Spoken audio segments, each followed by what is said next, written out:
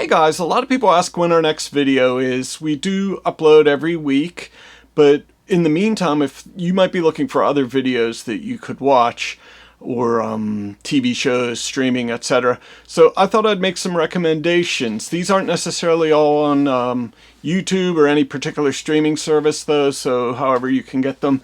But so if you like Jillian and Addie videos, these are some things I think you might like. Okay, now I'm going to mix in some stuff that's for younger viewers and some stuff for older viewers, so that's at your own discretion. So the Scooby-Doo. Now this is the movie here that I'm holding, but this is just kind of a visual for you. I grew up watching Scooby-Doo in the 70s. It was very formative for me. I loved seeing what the new monster of the week was going to be, and I also liked how they always solved the mystery by the end. So you can see that that would have a pretty big influence on what we've done on our channel. So, and along that same lines, this is the Goosebumps movie. But I'm referring to the Goosebumps TV shows and series. Now, those were not in books. Those weren't formative to me. I was too old for Goosebumps, but I've actually started watching some of them. The longer we've done our type of videos, I'm interested to see how other people are making those kind of videos as well. And so if you like Jillian and Addie, you'll probably really like Goosebumps. There's a few other series that were I don't know if they're knockoffs of Goosebumps, but they're similar. One was called Are You Afraid of the Dark? Erie, Indiana was another one. So if you like Jillian and Addie videos, you'll probably like Goosebumps and similar stuff. Now, not all of our stuff is scary. Some of it's weird or spooky or fantastical. And I'd say that Willy Wonka and the Chocolate Factory, it fits that weird, fantastical, and a little bit at times spooky element. There's really no reason to recap the whole story. Most people know it, but I think if you like Jillian and Addie's sense of humor, some of the dark sense of humor maybe too, that you would enjoy Willy Wonka and the Chocolate Factory. And then The Wizard of Oz. You can't go wrong with The Wizard of Oz. Once again, there's spooky elements, there's fantastical elements, and there's great characters. There's incredible effects. I wish I could get the budget that Wizard of Oz had, but you know, we do what we can with our videos. But we actually have also referenced The Wizard of Oz. Many works reference Wizard of Oz, but we've directly done a series based on The Wizard of Oz.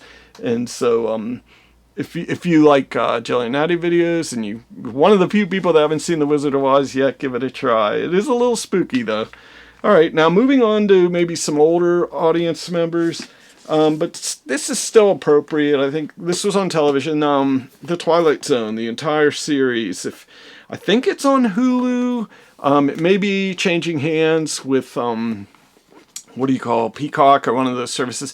But the Twilight Zone, every week there's a new thing, completely new characters, completely new situation.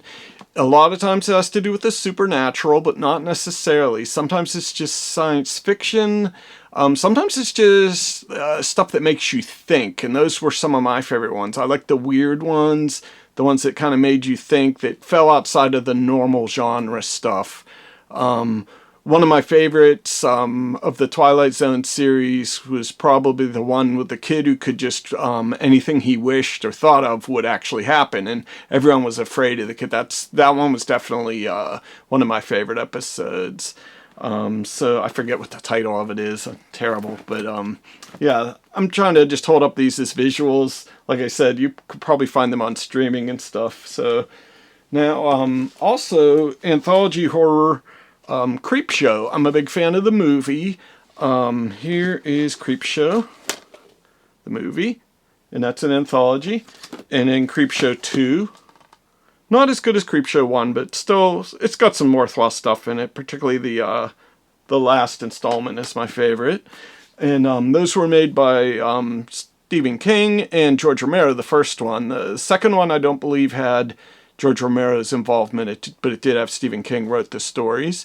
So those are really good anthology horror, and those are, I believe, Creepshow's rated R.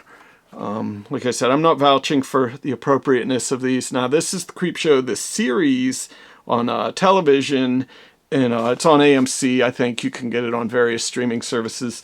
I'm not big on actually buying TV shows on DVD. I'm more of a movies guy, but I did enjoy the first season so much I bought it on Blu-ray. So those are, you can't go wrong with any of those. And now Hammer Films, this is not anthology at all, but Hammer Films were very formative for me. I think they informed a lot of my sense of what a horror atmosphere should be like at times, or what the ideal is that I should at least strive for. So any of the Hammer films, I mean, there's a wide variety of Hammer films, so you may want to look up like a list of top 10 Hammer films or something like that, or maybe I could do that in a future video. But check out Hammer films. If any of the Christopher Lee as the vampire ones are usually what most people think of, but there's a wide variety of things in here, and like I said, it had a good influence on me in terms of horror. So now, and not everything's horror though. With Jillian Natty Laugh, we have a sense of humor. At least we hope so. I hope these glasses aren't too reflective. I'll just take them off. So a lot of things have shaped my sense of humor. Now, early on when I was a kid, I loved coming home from school and watching The Little Rascals, or it might have been before I went to school. Now, these are definitely a product of their times, as a few others. So I cannot vouch for, like, there's definitely going to be negative stereotyping and stuff like that in here. But these do have a lot of heart. They show like kids interacting in a not so Hollywood way, which, you know, was kind of refreshing at the time. I think that's why these were so popular. They started doing these back in the silent days and continued on through the 30s and even 40s. But a lot of, I think, my development of sense of humor came from these Little Rascals, and how that could be represented visually in a very simple film with a simple cast. Everything's they keep it really simple, and they do a great job on these. But yeah, the caveat, these are definitely a product of their time. So if you're easily offended. Now, also, in that same vein, Looney Tunes. Some of these as well, they have not aged well. But, I mean, Looney Tunes is classic, undeniably. I actually have many of these Looney Tunes. I'm not holding up all of the entire set I have. But a lot of this sense of humor, the snappy retorts, the sarcastic, remarks, that sort of stuff, it comes from, Bugs Bunny and Daffy Duck. And just a lot of the humorous situations, the cartooniness, obviously it is a cartoon, but like that's influenced some of our Jillian Natty Laugh videos, I think has its origins in Looney Tunes. Looney Tunes were always just a cut above. Like, I would watch other cartoons and I would enjoy them all right, but they were just never quite clicked as well as Looney Tunes always did with me. So, and then continuing with animation, we have The Simpsons. So I can't really say much about The Simpsons that, other people haven't said now already. So I've been this is one of the longest running TV show that I've continuously watched. So I've been watching this since the old days when the Tracy Ullman Show had Simpsons shorts between her skits.